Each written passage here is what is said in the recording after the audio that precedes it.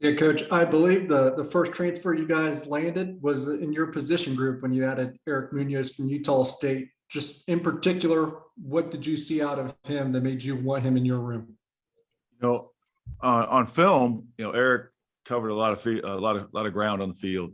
He played one of his best games against Wyoming, which was interesting. But I felt like Eric played hard, played with a sense of urgency on the tape, and then showing up here during winter conditioning, he's really done a nice job as far as bringing maturity to the linebacker room. One of the hardest workers we have, and he pushed the room. He pushed the other linebackers right away in winter conditioning, and I'm really glad we have Eric here.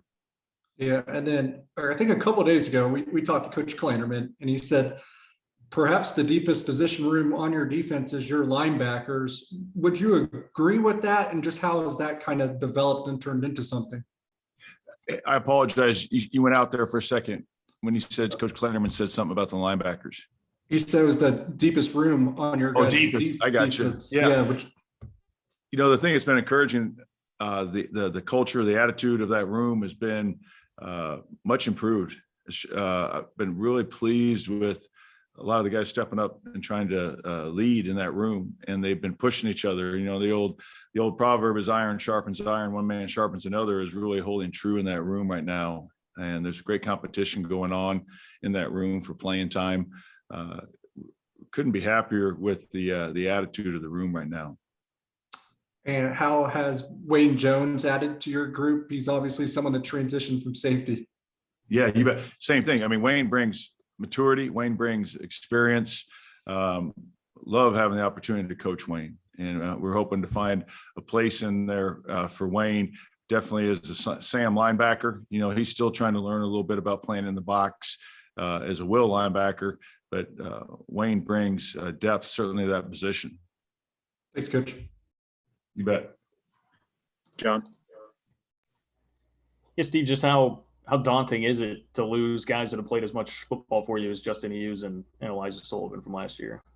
Yeah, no doubt. Both those guys, we appreciate everything they brought, to Kansas State football over the last 4 or 5 years, or maybe with J-Ball's case, 6 years, 7 years. It seems like he's been here so long. But no doubt that, it's tough to lose that kind of experience. But I think, guys like Cody Fletcher, even though Cody hasn't only been out there, from a part-time standpoint, working on 7-on-7. Cody has really stepped in to a leadership role there and is trying to fill that vacuum, along with Daniel Greene, who I think has had an outstanding spring. But yeah, you can't ever just replace guys like those two or that experience.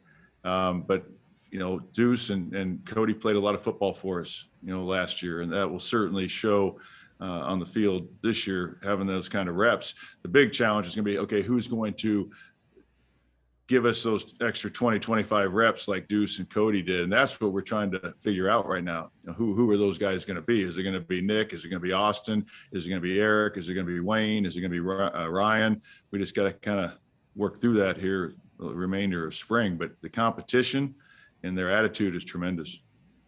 Yeah, but Daniel Greene specifically, what have you seen from him the most that gives you that kind of optimism about his improvement this year?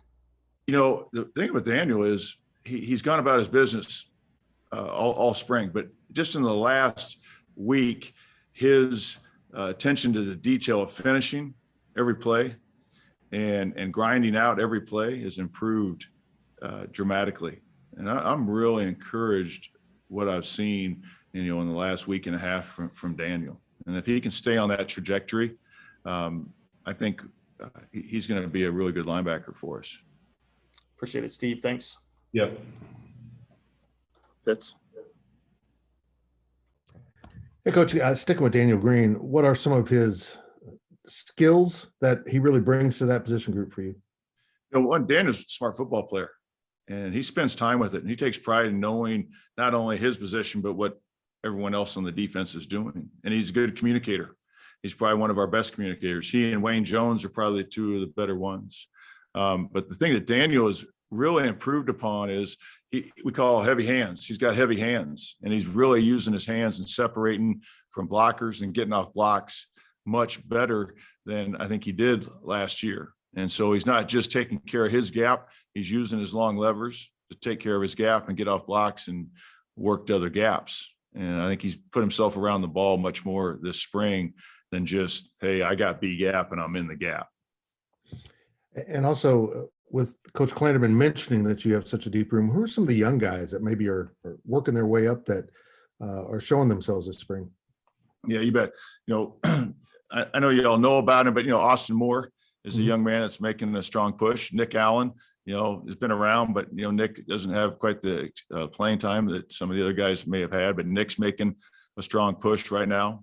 Ryan Hennington, I still consider him young to the position, even though he's been here for a while. But he's still every day. Ryan's learning the position because he hasn't played defense much in his career, and so things that you kind of take for granted that a guy would know. He's still a little bit of a sponge and a novice, but he works at it. All three of those guys, Nick, Austin, and Ryan. A young man that's with us, Devontae. Devontae, he's a senior in high school. We got to keep reminding ourselves of, but I think he's going to have a bright future. And he's another young man that has a good football IQ, and he's learning to work hard at a young age. Because right now he's around a bunch of guys that are showing the way of how to practice and how to finish.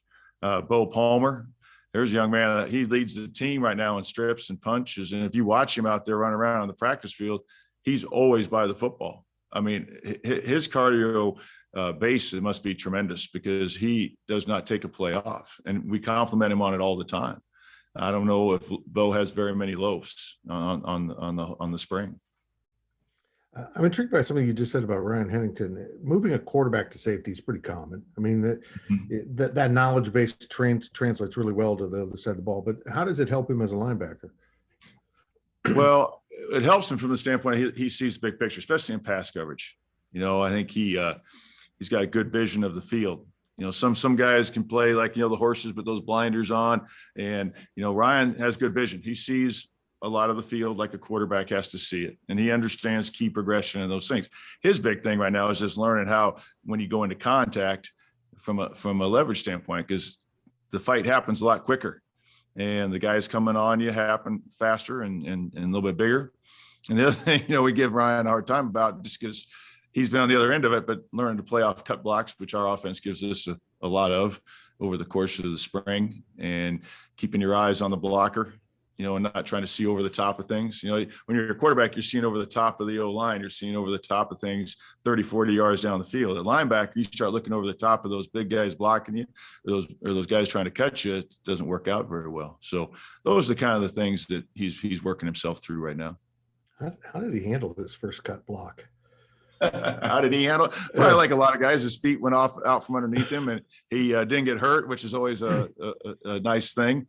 But he's had a couple hard falls this spring, and he gets frustrated with it because he's like, what can we go? What else can we do drill wise? What else can we go do to work on this? Because he does not want it to happen to him, day in, day out.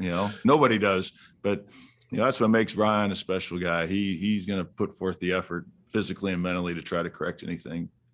Appreciate it, Coach. Yeah, thank you. Appreciate it. Last one here, Derek. Coach, I know it's not your position group, but how well has Timothy Horn looked at defensive tackle, and is he alleviating some of that pressure off your linebackers because he's been so effective? Yeah, Tim's a young man. We've really done well with some of the young men that we brought into the program here in January. And same thing with Tim. Tim has brought competition into that room, and it's made the other D linemen better. And Tim is a bigger body with some athleticism and some twitch, and it's been really encouraging to see him up there, because there's not a lot of guys that are going to climb off of a double team when Tim's in there. They're going to have to keep two offensive linemen on him for a little bit longer at time, which allows us at linebacker to tempo our gaps and do some of the things I was talking about, like with Deuce, being able to take care of a B gap and being able to fall back, the backside D gap, and which allows us to get more people, to the party. And if they're able to single block up front, then we have to, fight with those guys. And Tim doesn't allow that. And it's kind of, it's been fun to see him in there, because, Tim when he showed up here, I don't think he'd had a winter conditioning, like we have. And then he's certainly not used to double repping. And so he's getting more reps than he probably ever has. And he's learned to work through that. But yeah, he is going to be a nice addition to the D line.